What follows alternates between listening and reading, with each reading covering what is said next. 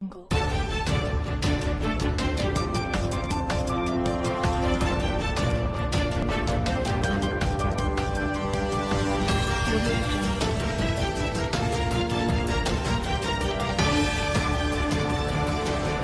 नमस्कार, उज्जवल भारत न्यूज में आपका स्वागत है।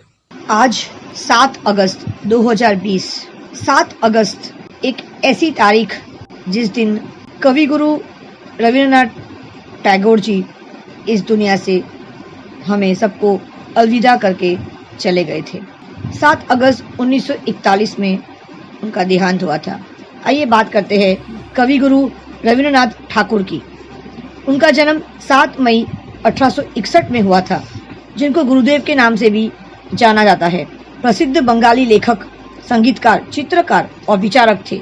उनकी रचनाएं में उपन्यास गोरा, घोड़ेर बायरे, चोखेर बाली, नष्टनिध, योगायोग, कहानी संग्रह में गल्पगुच्छ, संस्मरण, जीवन स्मृति, छेले बेला, रूस के पत्र, कविता गीतांजलि, सोनार तोड़ी, भानु सिंह ठाकुर पदावली, मानसी, गीतिमाल्य, वलाका, नाटक, रक्तर करवी, विसर्जन, डाकघर, राजा, वाल्मीकि प्रतिभा, अचलायतन, मुक्त धारा शामिल है।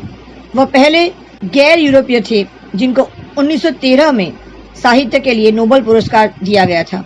एकमात्र कवि है जिनकी 2 रचनाएं 2 देशों का राष्ट्रगान बनी।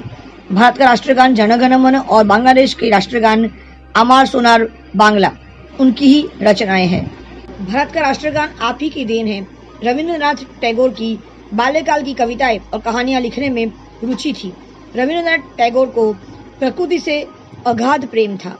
एक बंगला कवि, कहानीकार, गीत का संगीतकार, नाटककार, निबंधकार और चित्रकार थे। भारतीय संस्कृति के सर्वश्रेष्ठ रूप से पश्चिमी देशों का परिचय और पश्चिमी देशों की संस्कृति से भारत का परिचय कराने में टैगोर की बड़ी भूमिका रही थी। आमतौर पर उन्होंने आधुनिक भारत का असाधारण सृजनशील कलाकार माना जाता है। रविंद्रनाथ टैगोर की प्राथमिक शिक्षा सेंट जेवियर स्कूल में हुई।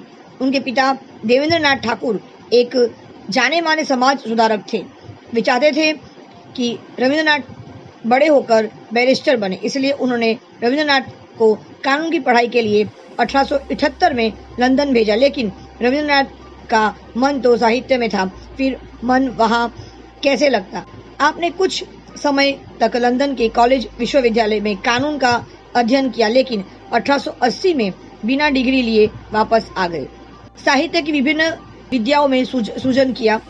गुरुदेव रविंद्रनाथ की सबसे लोकप्रिय रचना गीतांजलि रही, जिसके लिए 1913 में उन्हें नोबेल पुरस्कार प्रदान किया गया।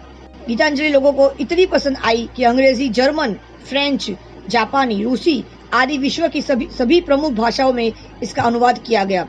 टैगोर का नाम दुनिया के कोने कोने में फैल गया और वे विश्व मंच पर स्थापित हो गए।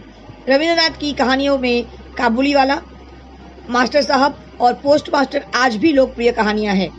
रविंद्रनाथ की रचनाओं में स्वतंत्रता आंदोलन और उस समय के समाज की झलक स्पष्ट रूप से दिखाई जा सकती है। रविंद्रनाथ की रचनाओं में आजादी आंदोलन और उस समय के समाज की झलक स्पष्ट रूप से देखी जा सकती है। 16 अक्टूबर 1905 को रविंद्रनाथ के नेतृत्व में कोलकाता में मनाया गया रक्षाबंधन उत्सव से बंग भंग आंदोलन का आरंभ हुआ। इसी आंदोलन ने भारत में स्वदेशी आंदोलन का सूत्रपात किया। टैगोर ने विश्व के सबसे बड़े नरसंहारों में से एक जलियांवाला कांड 1919 की घोर निंदा की और इसके विरोध में उन्होंने ब्रिटिश प्रशासन द्वारा प्रदान की गई नाइटहुड की उपाधि लौटा दी। नाइटहुड मिलने पर नाम के साथ सर लगाया जाता है।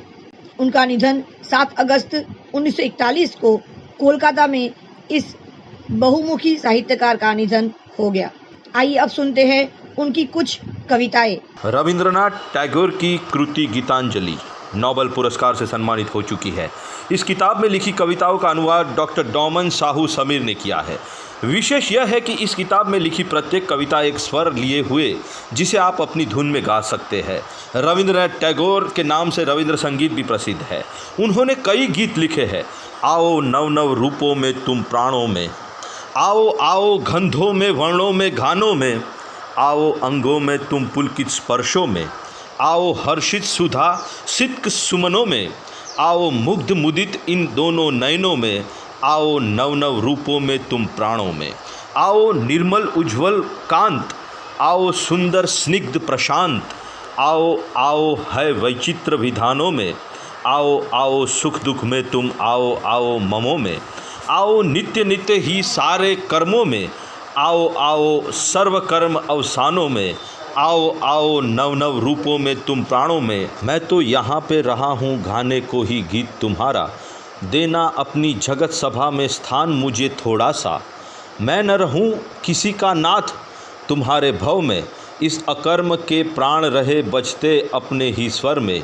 करूँ रात को नीरव मंदिर में आराधना जब मैं, आदेशित करना तब मुझको है राजन गाने को। यहाँ गीत जो मैं गाने को है आया, नहीं गीत वह मैं तो हूँ गा पाया। आज तलक स्वर ही साधा है मैंने, केवल कुछ गा लेना ही चाहा। स्वर थोड़ा भी सध न सका है मेरा, वाक्यों में न शब्द अब तक बंध पाए। घा पाने की व्याकुलता ही केवल रही उभरती है प्राणों में मेरे। खिला नहीं है फूल आज तक भी तो चलती रही हवा की केवल अब तक। देख न पाया मुखड़ा मैं उसका, सुन न सका हूँ मैं तो उसकी वाणी। पग ध्वनि ही मैं पल पल सुनता उसकी, मेरे दर होकर वह आता जाता। भजन पूजन साधन आराधन सब कुछ रहे पड़े, रुद्र द्वार मंदिर के कोने में है क्यों तुरे। अंधकार में छिपा हुआ है तू मन ही मन अपने में, लगा हुआ है किसके पूजन में संगोपन में। नेत्र खोल कर देख, देखता है न यहाँ घर में। वे है जहाँ किसान काटते मिट्टी, कृषि करते हैं श्रमिक तोड़ते पथ निर्माण जहाँ करते। धूप ताप वर्षा में वे तो साथ उन्हीं के है, लगी धूल मिट्टी है उनके दोनों हाथों में। आ जा तू भी वस्त्र त्याग शुचि उन सा ही रज में, तेरी आवाज़ पे कोई ना आए तो फिर चल अकेला रे। फिर चल अकेला चल अकेला चल अकेला चल अकेला रे, ओ तू चल अकेला चल अकेला चल अकेला चल अकेला रे। यदि कोई भी ना बोले ओरे ओ अभागे कोई भी ना बोले, यदि सभी मुख मोड़ रहे सब डरा करे, तब डरे बिना ओ तुम मुक्त कंठ अपनी बात बोल अकेला रे। तेरी आवाज़ पे कोई ना आए तो फिर चल अकेला। यदि लौट सब चले ओरे ओ अभागे लौट सब चले, यदि रात गहरी चलती कोई घाव ना करे, तब पथ के कांटे ओ तू लहू लोहित चरण तल चल अकेला रे। तेरी आवाज़ पे कोई ना आए तो फिर चल अकेला रे। তুমি নব নব রূপে এসো প্রাণে, তুমি নব নব রূপে এসো প্রাণে। এসো গন্ধে বরণে এসো গানে, এসো গন্ধে বরণে গানে। তুমি নব নব রূপে এসো